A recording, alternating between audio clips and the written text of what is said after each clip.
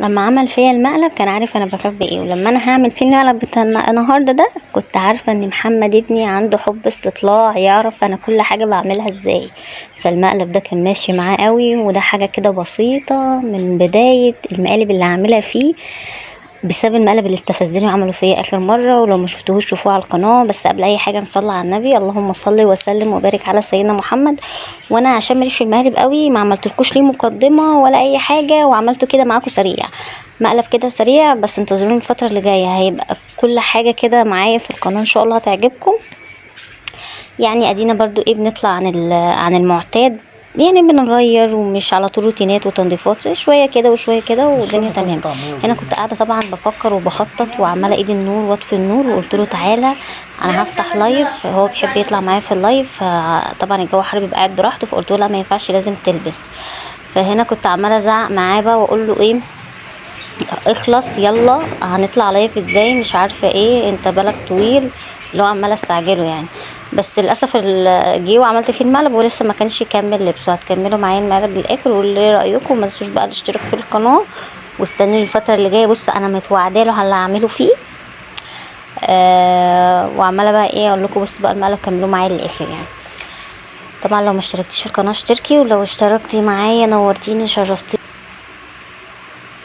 اخلص يا محمد، اقول لك افتح لايف يومك بسنه، اقول لك تصور اخلص يا عم، ما انت بتظهر معايا، ما ينفعش كده. البس بنطلون طيب، هات لي اشرب طيب.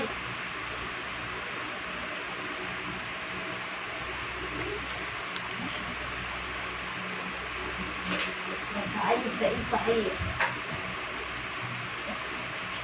املاها على الاخر.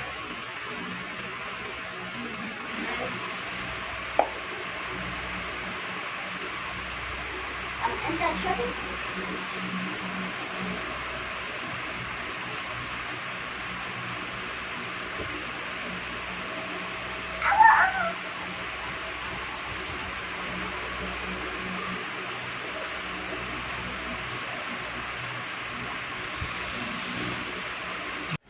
طبعا هنا كنت عايزه اضحك جدا ومش ظابطه الاداء بتاعي، لان انا ما بعرفش اعمل مقالب قوي، بس ان شاء الله اتعود، ومحمد ابني هيعلمني اعمل معاه حاجات كتير عشان عصبني المقلب اللي فات.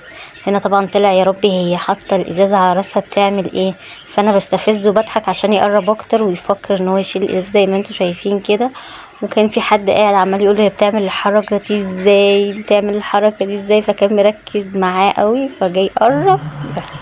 رحت شفت بقى انا عملت فيه ايه. طبعا كان تركيزه كله ان هو ازاي يعرف انا بشرب من دماغي، هو عنده حب استطلاع فشرب المقلب.